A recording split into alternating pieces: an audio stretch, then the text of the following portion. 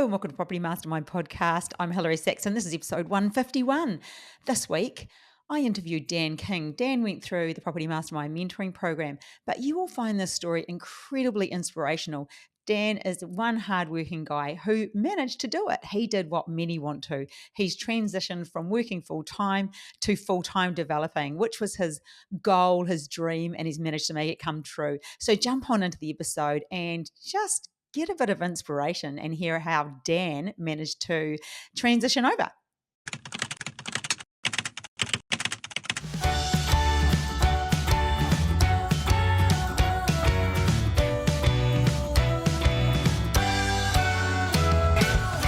Hello and welcome to the podcast. Before we jump into the interview, I want to say a big hi to Nick Matthews. As I said, I was going to say hi to you. And the book, Property Millionaires Exposed, it will be out to you in the next few days. So I hope you enjoy the read. You know the story. Head straight on over to page 121. And that's where Bob has his bit on developing. So this week in the podcast, I interview Dan King. Dan went through our mentoring program. It is a very inspirational story. Dan is full of tenacity. He's got what it takes, and he's just a general good guy. He followed the process and he's used creative strategies, which is fabulous because if you remember, we have coming up our creative strategy 2-day workshop on the 27th and 28th of July. So if you want to know more about that, there'll be a link below.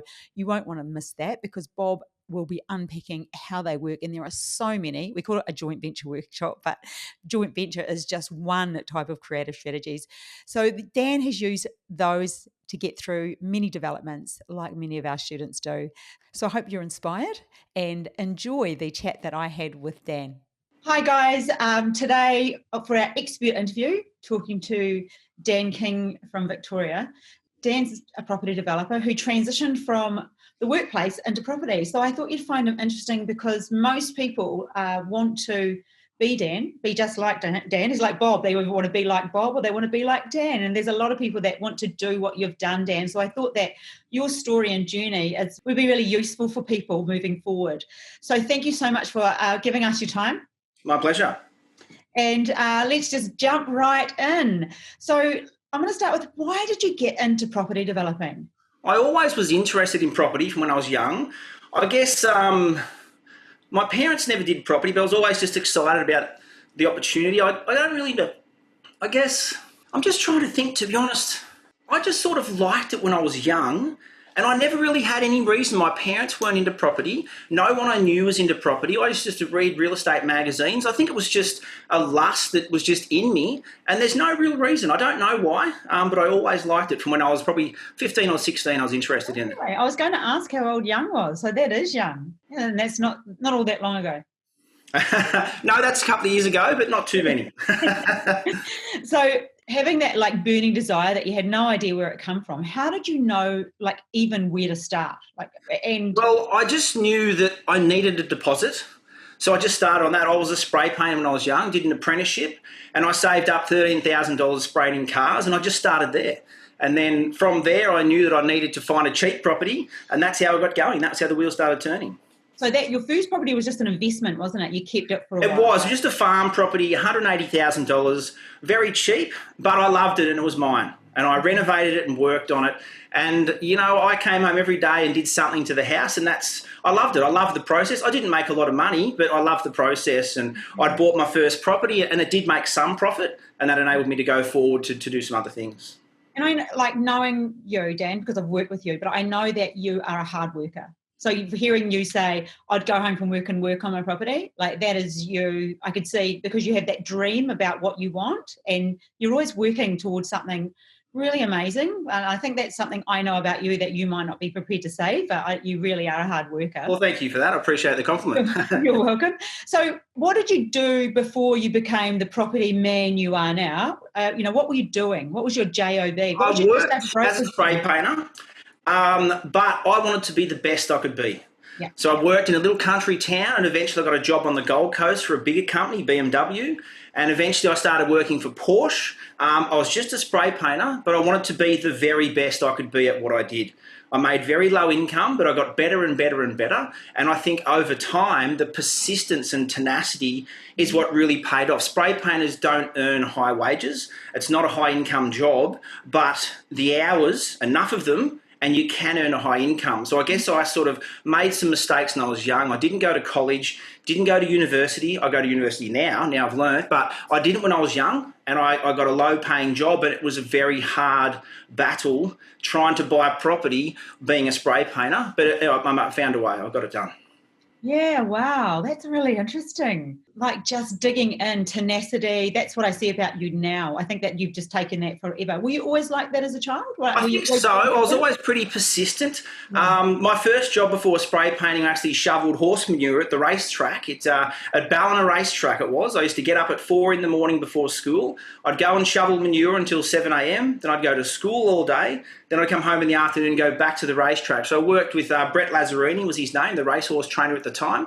And I used to earn $70 a week as a young kid. This was 12, 13, 14. So those lots of 70s added up, and then my spray painting money added up that eventually became the first $13,000. And I think that if I could do it shoveling horse manure and spray painting, it's certainly possible for anybody, no matter what your job is. Oh my gosh, you're so right. And everyone who watches this is going to drag their children in to watch this. Just like, that's what you need to do. Yeah. So prior to developing and prior to horse manure, after horse manure, was the car spray painting industry, and then you stayed in the car industry. So have you now moved out of working in a job, and are you now a developer? I have now. What the biggest thing is, the serviceability is the key thing. Yep. So in order to not have serviceability, or not a lot of it, you would need to have investors. And in order to have investors to help you do your developments, you need to have education. And obviously that's where Bob's helped me a lot. So I guess transitioning is not something that happens overnight. It's a process and it takes time, and it's about getting organised and getting all your ducks in a row before you quit your job. I would never recommend just quit your job tomorrow. It's a 5-year plan or a 6-year plan, and you slowly work it away because you need to be able to keep moving forward. You need to be able to sustain serviceability, and you can do all that. That's fine, but it's certainly something that needs to be looked at closely, and a lot of advice and help from financial planners and accountants is obviously important along the way, but it can be done, and I've done it, and it feels great. It feels great. Knowing now that you've done it, you've become a property developer. Because even a few years ago, you came up to Brisbane, your property here, you were up here for 10 days, just finishing it off to sell it. That was only a couple of years ago, a year and a half. Yep. And you were still working full time. That property was actually one of my first developments in Brisbane. I bought a block of land, and it was only a little development, and I built that house. It was my first of buying the block of land, getting a DA and doing construction. And I think that doing something like that, little duplex or a house, is a great way to learn, because it's still a DA. It's still a building approval. You're still looking at what does the market want. You're still marketing a property. You're going through all the same processes, but the risk is less. And if you make a mistake, it's only going to be a $3,000 mistake. Whereas some of the larger projects, mistakes can be quite expensive. And obviously the risk profile changes significantly. So that project that you visit is actually one of my first ones. And that worked out really great for me. I really enjoyed the process. I loved it. Yeah, that's cool. So what's the biggest mistake you've made so far? Like if you had to look back and actually erase something and think, I really wish I didn't do that, what would that be? The biggest mistake I made, and this is actually not developing, was trading options in August 2011, and the American government got downgraded from their AAA credit rating, and stocks absolutely came off. And I was pretty heavy in at that time. I'd made a little bit of money from developing property, and I had quite a bit in there, and I wasn't hedged, and I didn't know enough about what I was doing. So I'd made a bit of money through this process, but that 2-week period was a significant loss, and it caused me a great deal of pain. And I realised that I was trading in something that I'm not an expert on. I was trading in something I didn't know enough about. And even though the stocks hadn't done something like that previously for a very long time, I wasn't hedged. I didn't have insurance, so to speak. Mm-hmm. And yeah, I lost a lot of money, and that prevented me from buying more properties and moving forward earlier than I could have. So I guess my biggest mistake would be trying to invest without the correct knowledge. That's the biggest mistake I've made. What did you take away from that? Well, from that, I've actually spent a lot of time learning about the stock market now and economy, and I've invested a lot of time in that. And I've realised that, it might cost you X amount of dollars to do a course on whatever you're doing, or might be trading shares or developing property. It's certainly worth it because you will give that money up in losses relatively quickly. So I guess I was trying to find a shortcut, and it turns out the shortcut, there is no shortcut. It's about hard work. It's back to this, shoveling horse manure. It's just hard work. You got to do the work, learn what you're doing, and then, since then I haven't had such a significant loss as that one, but I certainly learned a great deal from it. I think knowing you too, Dan, like you're a bit of a high achiever. So you're not afraid to put the hard yard, you shovel manure. But I think that's in your DNA, like you are quite driven, so you're prepared to do that work. And do you notice, or, within the property community, have you ever thought, you probably could work a bit harder? Do you notice that? We don't probably delve in. Most of the developers I know work very hard. The ones who are successful work extremely hard. I think that education is one of the pillars. It's a key component.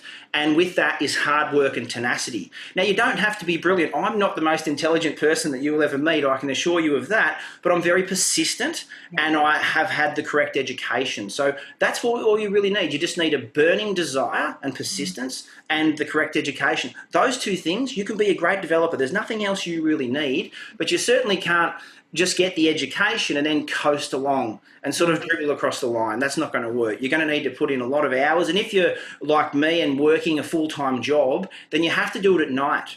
So you need to delegate a significant time of your life to say, look, I'm a developer now. I can only work from 6 at night till midnight. That's all the time I've got. But I'm going to do that, and I'm going to do Saturdays as well. And just find that time. For some people with children, that might be a bit difficult. Maybe you might find 9 in the morning till midday, or, there's got to be a way around it. Whether you have children or you don't, you have to delegate that time outside of your 40 hours a week. Combine that with some knowledge and you will absolutely be successful. It's pretty simple stuff, really. You put it together and it will work. I think for you, like, we kind of had an idea of what we're going to talk about, but it's kind of taking its own path.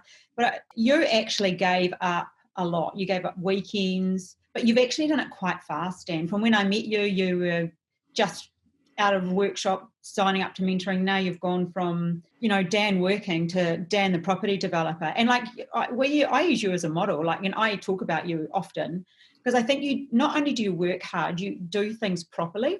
Like you do things really well. You set yourself up as a business. You made a fantastic website. You got someone on board who you paid. So not only were you working double hours, you were getting someone to help you. I think there's a lot more to do this as fast as you have and to be as successful as you are at just starting off making a property development business. There's a lot more to it. Would you agree with that? I think so. I think that the hunger only stays with you. It never quenches. Yeah. So I think, when you build your first house, you buy your first block of land and you build a house. And can I just say, there's nothing wrong with buying a block of land and building a house. People think to be a developer, you have to build 10 townhouses. It's not necessary. I've done really well from little projects. I'm the little developer. I do little stuff. I mean, I've got a couple of 5 townhouse things happening at the moment, but it wasn't always that way for me. I did lots of little stuff, and I think duplexes are fantastic. Building a single house is a good way to sort of get there. And you could build a single house and make $50,000. I mean, that's not going to hurt anybody. $50,000 is a lot of money. So I think starting out with those little things is a great achievement. I think it's to do that's really good, and you learn a lot from that. So I think, once you start doing 10 townhouses or a bit more, I think the hunger's the same, but you've slowly built up your skills. And I think that, I've obviously got some staff to help me and some people around me, but it wasn't always that way for me. So I think, no matter how far you go or whether you just want to stick with houses, I think, the hunger, it always just stays with you if you're that sort of person. What is the best thing, not as in what you've achieved, what is the best thing you've done so far? In respect to property development or business? With property development, I think the best, well, obviously, Bob has helped me a lot. He's taught me a great deal, and he's enabled me to go from a developer who was just sort of chugging along to somebody who can be serious about property. And what I mean by that is getting investors who can buy development sites for me. And if you want to buy $1 million development site, you may not have enough serviceability to sustain that. And especially if you want to buy a couple of them. So you need to be able to prepare really good documentation for your investor, really good documentation for a valuer and for a bank. And this is really where the game changed for me. So it's getting that knowledge from Bob. He's taught me pretty much everything I know in regards to those things, enabled me to actually put together really good business plans. And now I've got people buying development sites for me. You know, I don't need to have the serviceability. And it's that's amazing. Yeah. So, yeah, I think that's been the best thing I've done. Get that little bit of extra detail, that bit of extra knowledge, and now I can buy as many development sites as I like because I don't have to pay for them. So that's really opened up the business, enabled me to do a lot more. We've got 3 projects now, and we'll have a lot more running at the same time as we go. But 3 at a time is a bit, and right now I own one of those projects and the other 2 I bought with investors' funds. So I guess it's enabled. I could never have done 3 without that knowledge. That's probably the best thing I've done, I think. So it's helped you step up faster. Definitely grow faster, and I guess more. I don't lose much sleep because I know what I'm sort of doing. I think there's always going to be an element of stress. Nothing ever goes the way you really want it to. There's always a little bit of a deviation, but there's no panic from me now. I sort of know what's possible, what can happen, and I understand that we need a number of exit plans, and we have 3 exit plans in every project, and we look at different strategies in case this event happens. So I guess, you know, knowledge is calming, and it enables the process to be much more fun. And if you'd like to, you can grow a lot faster if that's what you know your priority is. That's awesome. So what are you most proud of in property? Like when you look back, you think, oh man, I did well. You know, I think the best thing I've ever done in property, I had a 5-acre site and I couldn't afford to subdivide it. So I got a helicopter. Back in these days, there was no drones, and I did a subdivision plan for it that could never get through council. It was just an idea. I was planting a seed that someone could take this 5 acres and they could chop it up into 16 lots. And just the idea, I didn't have enough money to actually action this. I didn't have town planners, but that idea and marketing it that way did really well for me, and we made a significant amount of money out of that project, and we never even developed it. So I guess I'm really proud that I was 26 at the time, and I just had an idea, and I just gave it a go. You know, I didn't have the money, and I didn't have the team or the knowledge to develop that land, but it was 5 acres, and I thought it'd be great as 16 individual housing lots. And as I said, at a young age, to hire a helicopter, it cost me nearly $800. Wow. And that was a lot of money for a spray painter. Yeah. We didn't have drones, so I got a helicopter, took aerial shots. I acted like a developer, even though I wasn't. And just that sheer acting and seeing myself as a developer, I sold that block of land, and yeah, we did really, really well out of it. And that enabled me to buy another 2 houses, which was fantastic. Oh, so you had your own wee game of Monopoly going on. Pretty much, yeah, pretty much. So I was just really proud that, as I said, it wasn't something that I actually did develop. I was just proud that I had an idea and I gave it everything to the best of my capacity at that time. And it turned out that it paid off really, really, really well. And I think the person who bought it developed, I'm not sure, yeah. So the Dan you are today, if you had to look back to the 22-year-old Dan, what would you tell him? I would have said, 1, you should have stayed in school. For one, because that was a bad move. Because spray painting, even though I was able to get there in the end, it made it very difficult, and it was very, very, very many hours, and it was a significant battle to get there on these wages. I mean, spray painters earn like $400 a week back in those days. Yeah. Then you got to pay tax out of that. It was hard going. So I would have stayed in school, and 2, I would have got training, I guess, earlier, education earlier, because even though I did okay earlier, the pace in which I've been able to grow now is significantly different, because I'm able to understand what I'm doing, and I'm able to get investors, and I can get banks to lend me money, and I can grow a lot quicker. So if I had have, I guess, educated myself at a young age, and people can be doing this when they're 20, there's no reason why you can't, as long as you know what you're doing. By now I could probably be doing significantly better. So I guess if I went back, I probably would have started a proper development education at a younger age. And even, 16, 17, I think is not too young. I think it's something that will serve everybody well. So going forward, at Dan's eulogy, what would be the number one thing that you want to really stand out? Well, I guess what I like the most about development in general is that every project is of benefit to all whom they affect. I mean, when I stand out the front of a construction site and I see tilers and builders and brickies and painters, like all of those people, not to mention architects and town planners, and they're all having dinner. They're all getting paid that week because of something that I did. So I really like that process, and I like that everybody benefits from development, and we make a little bit of money at the end, but I really like that process. So to me, I'd like to do significantly bigger projects, and you know, I really like the idea of helping the economy along. And let me tell you, if you want to help the economy, be a developer. There's not a more generous thing you can do for your country than employ a stack of people and pump a lot of money. So for me, I'd like to do bigger projects, and on my deathbed, I'd like people to say, Dan employed a great deal of people, and that did wonders for his country. Wow, that's so awesome. I've never heard it being said like that, Dan. That's really cool. So if there was something you would like me to ask you, what would that be? Oh, look, you've asked me quite a lot. I guess you've been quite detailed. I really don't know. That's a tough question, that one. That's a tough question. Yeah, there's probably nothing I would specifically think that you've left out. I think you've been pretty comprehensive. Yeah, I think probably nothing. I think you've probably done pretty well. Okay, well, I think hopefully that was useful for people who are really wanting to transition and just get a feel for that it can be done. It does take hard work, tenacity, education, the right education, start it as soon as you can. Would they be the summary points? Absolutely. I think, yeah, the key is start as soon as you can. If you're a kid finishing high school, it's time to start. Absolutely. Because it's fun. You know, I think it's good. And then, yeah, if you don't have tenacity or persistence, then this is probably not the trade for you. You're going to need to have a lot of tenacity and a lot of persistence, because the path to success is not comfortable. You know, I don't think the path to success is comfortable in anything. Whether you're a gymnast or whether you're at a small business or a hairdresser or a developer, success is not a comfortable process. So I think that if you don't have that tenacity, then you're going to have probably not going to get too far. But I think if you've got tenacity, get trained early and then get into it and have a lot of fun. I think it's really something that have a go, you know, have a go at something small. And that way you've got small amount of risk, and then slowly build your way up. And I think buying a block of land and building a house is a perfect starting point, or a duplex I like even more, because of yield. Perfect.